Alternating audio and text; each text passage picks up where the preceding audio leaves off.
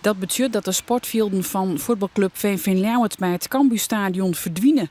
Daar komt nijbouw. Hier op het terrein van voetbalclub Reetgiel en Nicator wordt voor miljoenen geïnvesteerd in een nieuw sportcomplex. Niet alleen voor voetbal, maar ook mooi plak voor korfbal, rugby en atletiek. Hier komen meer kleedgelegenheden, uitbreiding van de kantines. Hier komen 2 kunstgrasvelden. Maar aan de andere kant gebeurt ook het nodige, want de wielerbaan ook niet vergeten. Die wordt ook helemaal meegenomen in dit project.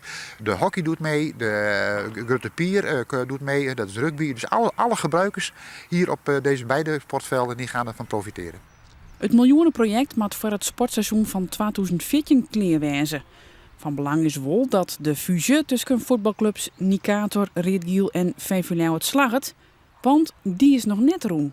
Bij Nicator is er nog wat verdeeldheid. De leden gaan daar tenslotte ook over. Maar de besturen die hebben in ieder geval nu toestemming gekregen om die fusie te gaan onderzoeken. Uiteindelijk wordt het voorgelegd aan de leden, de definitieve plan. En die kunnen daar natuurlijk nog over beslissen.